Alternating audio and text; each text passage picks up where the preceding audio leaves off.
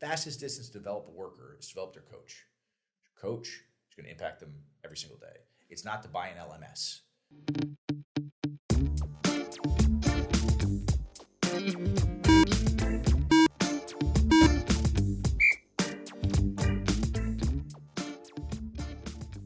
So are we officially out of COVID now?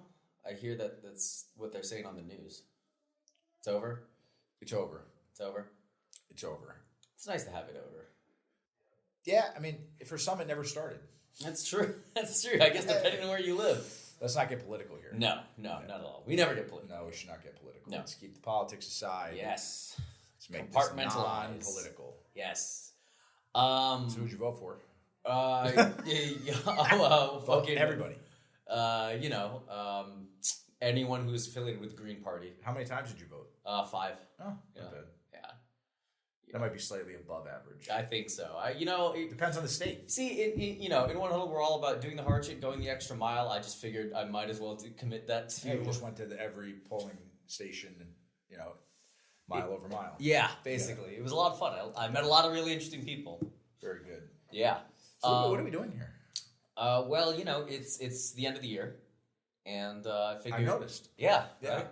The drinking that starts a little too early around the office. Yeah, oh, yeah. I noticed. Yeah, totally wasn't me. That's how you know. I figured we'd catch up. It's because it's been a hell of a year. I feel like more so than other years too. Isn't every year a hell of a year? Every year is absolutely a hell of a year, but this year I feel like was particularly a hell of a year. A lot of shit happened. It was a hell of a year. Yeah, well, I was talking to Oliver earlier. We started in San Diego, and now suddenly we're just here. Yes, we were sunny San Diego, and now we're in not sunny New Jersey. Yeah. Well, also, we had 7 people, tops maybe, in office in the beginning of the year, and now we have a lot. Did we get 20? We're at 20, man. 20 That's wild. in office. Yeah. Biggest our team's ever been. Biggest, Yeah. yes. And they're being paid. Yeah, which is also That's a big deal. Yeah, It's a startup. yeah. Yeah. Yeah. And they're being paid. Yeah. Let's not forget that one. That's everybody. true. That's a big one. That's Yes. a big one. I mean, against the backdrop, and it's kind of crazy too, because we've been talking about this more recently, but I guess this is kind of foreshadowed, ever since the beginning of the year, lots of news articles and headlines about massive layoffs, particularly in the tech space, regardless of whether it's a huge company or a small startup like us.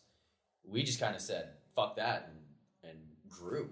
I mean, Yeah, there were, it's been ups and downs since COVID started, and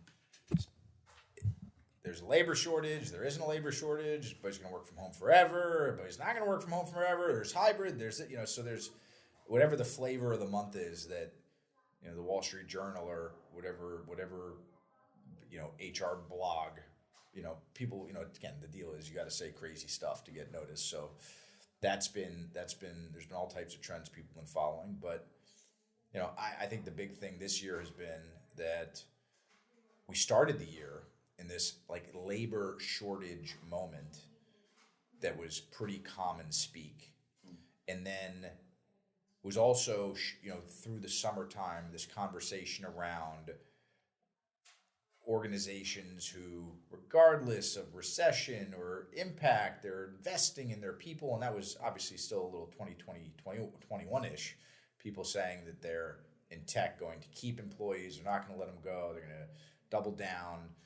And then, we almost ended the year with that exploding because now everybody is racing to let go of people. Mm-hmm. Especially in a lot of the tech environments, people are trimming down out of fear of what is 2023 going to look like. And, round and round we go. I guess, yeah, it's crazy when I think about it, because 2020, we're hit with a lot of layoffs, for lack of a better term, from that, and then immediately 2 years later, kind of the same thing, and maybe in slightly different industries. But I mean, from your perspective, what are the decisions that go into actually investing in your people, as head of an organization, when maybe there is uncertainty on the horizon, on really actually doubling down on the talk, it's, are people central to your strategy? We do so much work. We did so much work this year in hospitality and worked with so many awesome brands, in the hospitality space, from Yum Brands to Front Burner Society to Bar Louie to Tower Group to Lowe's Hotels to Doghouse to Capriati's. I mean, you could just go on and on, all the brands we work with. And there's a common thread. Listen, not every customer we work with is a good one, but the thing that I've learned in 2022. Hey, look, we're going to turn this into a reflections. What did I learn in 2020? Well, one of the things I learned is, again, it's very true that how you view your people is almost more, it's crystal clear now to the marketplace how you see, view, and treat your people. That wasn't always the case, right? We lived in an era where for a long time you weren't sure, but now from Glassdoor to social media to word of mouth to new generations of workers, we're living in a moment where if you see people as an asset to your business and they're part of your strategy, you operate a certain way. You make certain choices every day. You make certain purchases every day. You make certain things, really critical to your strategy that wrap around your people. But if people aren't important to what you're doing, you just don't focus. You see it. People don't focus on them. You see people and brands that talk a lot about innovation and customer experience and don't care about employee experience. You look at organizations that you ask them, what's the biggest innovation or technology you're excited about in 2023? And they're talking about like robots that flip hamburgers. They're talking about new POS systems, and nobody is talking about things in technology. Again, it would be so. It would catch you off guard to find someone who says, I'm not so.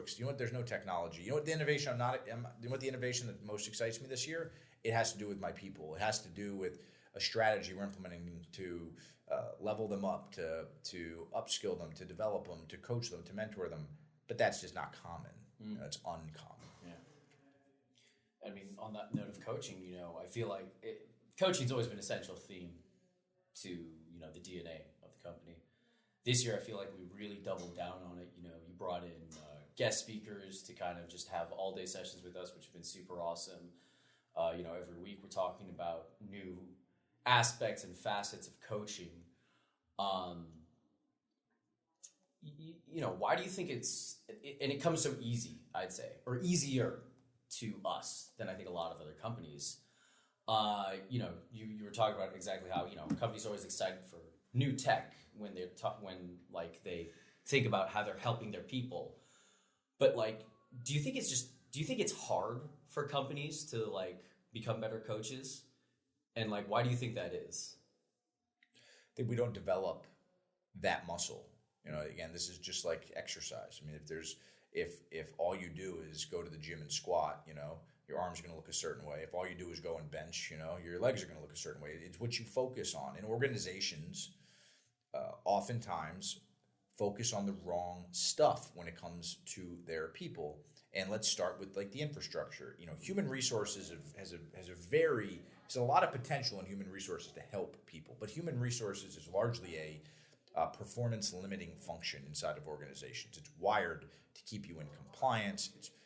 82% of workforce dollars today in America go towards cover your ass training, not skill development. So if everybody wants to talk about workers being, quote, unskilled, which is a crazy fucking thing to call a human, then why wouldn't 82% of the things we're doing be skill building?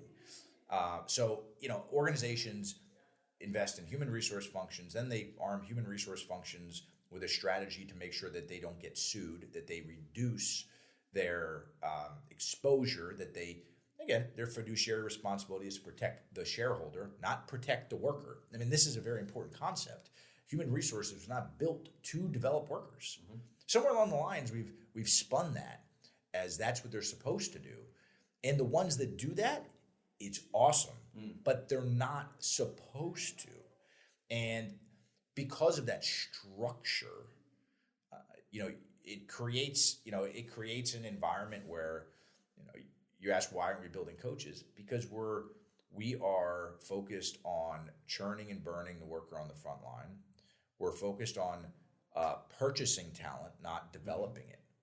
Purchasing is, you go out and you go find a better C-level person or a better senior manager. We don't develop our front line into middle management into senior leadership. And that there's a massive cost to it. But this isn't a new thing. I mean, you can go back 20 years and read Harvard Business Review articles about how much it costs to lose a worker. And still, every week there's an article, look at what it costs. Like, it's why I don't quote it. Because, like, how much does it cost to lose a worker? I don't know. Is it 30%? Is it 20%? Is it 5 times your annual salary? I mean, there's all these numbers that float around. Guess what it is? It's a lot. Costs you a lot. However, organizations just don't focus on developing the middle management role like they should. They throw all their time, energy, effort, and resources around senior leadership. They throw money around, tools. Tech and tools that keep them in compliance. And then if you don't focus on building the front line, the manager on the front line is the closest person. Like, if we're like closest distance to things, like, I'm a sports coach, so what's the fastest distance from A to B? It's a straight line. Fastest distance to develop a worker is to develop their coach. Coach is going to impact them every single day. It's not to buy an LMS, okay, and work around them. It's you work through your frontline leadership and management and senior. That's what you have to do. And again, I think organizations they assume that because you were the best player, now you're going to be the best coach. Because you're the best seller, now you're going to be the best sales manager. They don't arm with a lot of tools. They pattern recognize the wrong things.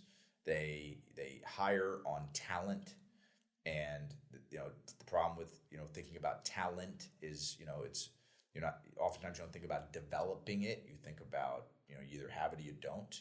So again, it comes all back to, why don't we build better coaches? Because we're focusing on the wrong stuff.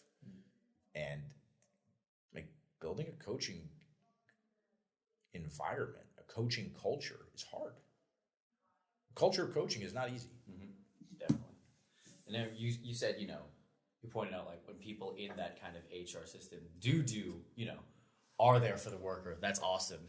Can you think of maybe an example you've seen this past year of, maybe not even necessarily HR, but like someone or an organization that is kind of, developing their people in your eyes in an effective manner?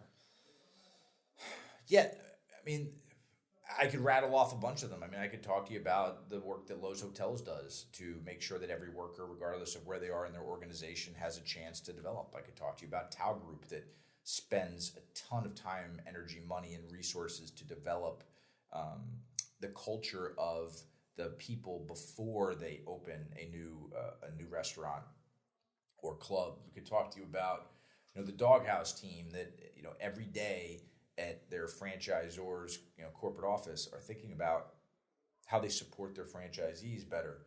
And so there's a bunch of environments like this where that's, or the U.S. Air Force. I could talk to you about them, who are trying to tackle really important stuff around culture.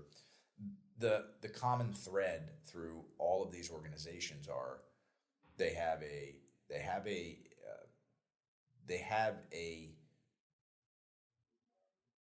leadership team that values learning, and they're constantly trying to learn new things. And that's not training. That's learning things about their customers, and they're intellectually curious about things within their organization. They look at things and they ask why, and then they double click on it and they investigate it. And maybe there's something there, maybe there isn't. But they're everywhere they're looking for opportunities to get better. There's this concept that was coined by, we talked about it in our own training and development program here at 1Huddle. We talked about this concept of the law of marginal gains. Telling a story about the British cycling team under Sir Dave. It was a very popular story who basically uncovered that if you get just 1% better at a bunch of little things and then put the big thing back together, you get exponentially better. But the culture of British cycling going from not being very good to being great through this, exploration of finding marginal gains everywhere is something that is, again, requires work, requires the right type of culture, and it requires an organization that comes in every day with people who say, I can get a little bit better. There's ways for us to do it. And they get excited about that shit. Like, they get excited to find new ways to be better at stuff. They're the ones coming in saying, hey, I know this is the way we make the hot dog, but, here's a better way. I saved us 12 seconds. Like, that is crazy. Think about how many organizations are out there saying, I want to save 12 seconds. I'm going to go buy a robot. It's different with some organizations that, but it's more clear than ever for me. End of 2023, I mean, we've been doing this for a while now, and we can tell pretty quickly inside of a conversation with a potential new customer whether they are, whether they're going to be an organization that's not just a good fit for us at 1Huddle, but if they're going to be an organization that creates a type of environment that our workers deserve today. Mm-hmm. Damn. Well, last question then, because we're both busy. Everyone loves asking CEOs what their predictions are for the next year. So I guess, what's one prediction you have when it comes to development, talent acquisition, workforce training, kind of the whole human aspect of the nature of work for 2023? Well, I definitely think for one prediction is that we're going to do more podcasts. So I definitely know. Woo! And we have a lot of stuff, shameless plug, a lot of stuff coming. What my prediction, for 2023 around, workforce is, I think that workers are going to get pulled back into the office more. I think that technology is going to continue to chip away at what is work, which is going to create an opportunity for us to make some choices around, because we're still in the very early part of the game here on how we design work for our children and our children's children. At this exact moment, the things we do now are going to affect the next wave. And, my prediction is that, we're going to be sitting, we're going to come out of this year, we're going to know a lot more about what organizations are on the side of we want to do it the easy way, and what organizations are on the side of we're going to do it the hard way. We shouldn't be. I mean, I'm pretty I'm optimistic because I believe that there are a lot of people that come into work every day, work their ass off. There are a lot of people who wake up every day and come to multiple jobs. By the way, just had a conversation with somebody about what do you think about work from home? Like, well, for the 1 in 2 Americans that are low wage, I don't know, work from home, which job? The first one, the second one, or the third one? Like, which one do they work from home at? Because the average worker today is stretched. The things that they do at work are changing rapidly. And, it is my hope that organizations continue to invest where they take. If you're just withdrawing, you better be, you should be depositing more, equal to, if not more, given what the opportunity is in the future. And again, I think some organizations have already shown that they're gonna do it the easy way. I also think that, we're living in a moment where it's been popularized to cut corners. It's been popularized to, it's not to say that this is, nobody's ever pursued shortcuts or been, but, whether you have the Theranos girl or the Anna Delvey girl, or you have the guy from WeWork, or you have the guy from, FTX, or, Fire Festival, or any of these people, that's popularized that it's cool to be a piece of shit, and cut corners. That's the cool thing to do. And that sends a clear message to the next wave of workers and young people who are coming up, who are making choices about what degree do they pursue, where do they pursue it, what technical degrees do they pursue, who are their teachers, who are their leaders, who are their mentors, what kind of people do they want to be, do they want to run for office? So, I know you asked me about a prediction. I gave you, the best weather prediction I can. You know, Help, as someone from Miami, it's going to be sunny and it's going to rain. Like that's what all it's at the gonna same do. time. It's going to do both. Like that's my prediction. But my hope is better than a prediction is that we choose to deposit more than we withdraw in the people that come to work every day and make your brands happen. That's my hope.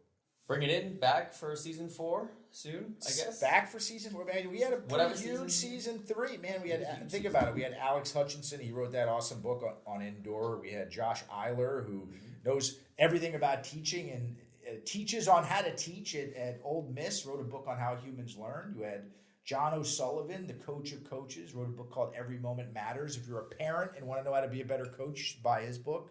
We had Adrian Gostick and Chester Elton, who wrote the New York Times bestseller All In on how managers can create the right culture. We had Paul Epstein, former head of sales for the San Francisco 49ers, talking about the power of playing offense and purpose. A really fun book as a football guy. Kent Babb, sports writer from the Washington Post, joined us on his book, Across the River, the story of a New Orleans high school football program. We had a 12-time Olympic medalist, Jaime, in Dara Torres, a swimmer. I forgot all this was this year, not going to lie. So much We had shit. Barbara Oakley. Yeah, it's hard to remember. We had Barbara Oakley. She wrote Uncommon Sense Teaching. We had, 22-time national champion soccer coach. A lot of wins. Anson Dorrance from North Carolina, and they were in the championship again this year. We had Michelle Weiss, author of a book called Lifelong Learning, Preparing for Jobs That Don't Even Exist Yet. We had Coach Jeff Graba, the head women's gymnastics coach at Auburn, who knows a little bit about coaching Olympic gold medalists. We had Joe DeCenter. He has a show on CNBC. He's the founder of Spartan Races. We had Coach Melissa Kutcher, who's the women's gymnastic coach at the University of Denver. We had Dr. Jerry Lynch, who's consulted hundreds of championships, including coaches like Phil Jackson and Steve Kerr. We had Scott Young, who wrote Ultra Learning, another great book on how learning works. Also, Jim Lang, he wrote a book on teaching as well. We had Tammy Browning, the CEO of Kelly OCG, talking about the jobs report and boss loss. I wonder how many cool phrases we're going to come out with this year. Great Resignation. Boss loss, yep. But she was cool to have on. We had Matthew Stevenson, the CEO of Snagajob, talking about low-wage frontline workers. And we had Justin Reich, associate professor at MIT, wrote a book called Failure to Disrupt, How Tech Alone Can't Transform Education. He also oversees a program at MIT teaching teachers how to teach through the study of coaching. So that was just this year. What are we going to do next year? How are we going to top it? Get more cool people. More cool people? More cool people. Okay, well, you better get... So many cool people out there. You better start sending some emails. Oh, yeah, don't worry. I have the list right here. Oh, then don't forget, we ended with Sam Caucci, CEO and founder of 1Huddle. You have to do it. I can't introduce myself. Oh, is that not the intro? Sure. Welcome to the podcast. Sam Caucci, CEO and founder of 1Huddle. Sam, thank you for taking the time to join us. Hey, hi. Do you like my podcast cadence? You did that very well. Thank you. You did that very well. Well, that's 2022. See you next year. Ciao. Adios.